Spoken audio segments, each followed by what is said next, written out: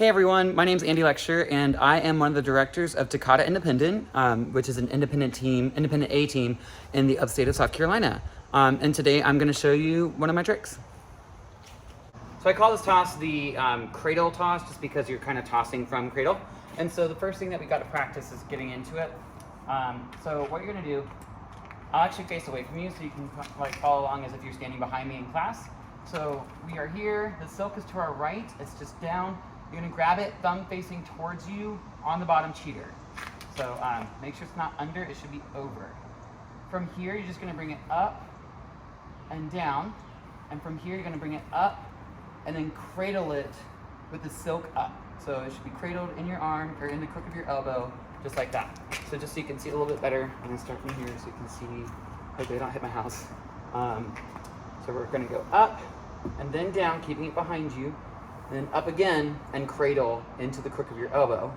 And then from here, you go into the release. So we'll practice that in just a second, but just get used to that sort of process of up, behind, down, up, and cradle, and then we're gonna release it here.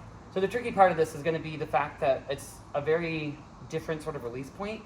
You're not just releasing by letting go of your hand, and you're also not just rotating by using your hands. As it's cradled, you actually don't want it in your elbow all the way. As you're doing this in context, you want it to press against this part of your forearm, about halfway down your forearm, and that's going to give you enough sort of a touch point that you can use to manipulate the weight of the flag. So we're going to put our flags down for just a second, and I want you to think about, as it's cradled, you're going to bring it up and sort of push it against your forearm. And so to facilitate that, you kind of want to think about popping your elbow up towards the sky and flicking, like I think of like a pizza. So like, you know how when you're making the dough and you're flipping the pizza, you've got this sort of twisting motion with your finger and your thumb, and the rest of your fingers are supporting, but they're not really the energy. The energy needs to be sort of in this like finger gun, right? So as you're doing this, it's cradled, and you're sort of going to finger gun and flick it with your elbow up. And that's going to help get because the pole's pressed against your forearm, that's going to help the pole go up into the sky as opposed to just shooting straight back down. So if you don't have that touch point with your forearm, you're going to run into some problems with not having enough control. And especially if it's in your elbow, you're going to have to really get your elbow even higher and faster, and that's going to be really hard. So the best thing to do is, like I said, to have it pressed against, like as close to your wrist as you can manage. About halfway down your forearm should be okay. And from here, you're gonna push with your finger, your index finger. That's why we're flicking that down. And so the finger is gonna be the flicking down, and that's gonna get your rotation. The faster your finger can point down, the faster it's gonna rotate. But then the higher you can get your elbow is gonna be the higher the flag actually goes. So you want a bit of both. You don't want to flick it too fast with your index finger because that's going to keep you from getting your elbow up in time, but you don't want to flick too slow because obviously you want it to rotate. So we're here, thumb towards us, bring it up and down, up, cradle sort of on your forearm, not in your elbow, and then from here, pressing into the pole with your index finger, flicking that down while pushing your elbow up. Okay, so that's going to be the process of getting the flag up in the air. As you get sort of used to that, and I kind of recommend going through just a little baby toss at first, a little single. It's not a lot of energy, it doesn't require a lot of speed. You can just let go of it and get used to that feeling. So really, this prep builds enough momentum that you don't have to add anything, and you can just let go of the flag like you normally would, and you can get a feel for how that's going to feel against your forearm and all of those things. So definitely start there, up, just nice and easy, and just let go. Don't really worry about a flick, you can just let go of your hand.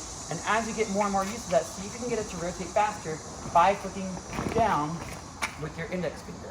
So you want to point down faster and faster as you get used to this. And then once you're more comfortable with that faster rotation, you can start getting a single and a half. Then you can start thinking about that elbow going up higher and higher as you do that with your index finger. And eventually, you'll be able to work yourself up to a double. Keep in mind, since I'm starting facing away from you, these catches are going to be to the back. So wherever you're starting, if you're facing the front this way and you're here, turning your hips to the side actually, so you're not facing the front. But if this is your front and that's how we've been acting, you are catching this to your back. So you can step through with your left foot to catch it as we're practicing this. But once we get those doubles, and you can start consistently getting that, the next step that we're going to sort of add is catching it behind her back. And really all that is, again, so as you release, you are bringing your left foot in. So this is, you want to stay facing the front. So this is going to end up being a blind release. So we've been practicing it, turning towards it. So the next step is to practice pulling your left foot and letting it be behind you and catching behind you. Once you've gotten that, you want to start thinking about catching it with the silk in your left hand. Oh, that wasn't great. Let me try that again. So you're going to go up, down, out, and just catch the silk with your left hand. You don't have to worry about your right hand. I didn't catch it at all with my right hand. And once you get used to that, then you are going to catch with your right hand on the cheater, thumb up. And once you've gotten used to that, the last step that we're going to sort of add is a circling of the right hand. Hold on, give me a second. Right hand, yeah. So as you release, you're going to release, pulling in that left arm, and then you're going to just circle your right hand down and then up, and making sure your arm stays straight the whole time. It's just going to be from the shoulder, keeping your arm straight. So you release, it comes down, up, and then behind the pole to catch on that cheater as you're catching it in the silk. So I'm going to do it facing away from you so you can see what that looks like, and then I'll do it facing the front so you can see everything that I'm doing. So again, thumb towards me, up, left foot in, circle, and catch. So you want the pole to go under your armpit so that you can come behind and catch it from under like that. So from the front, that looks like here.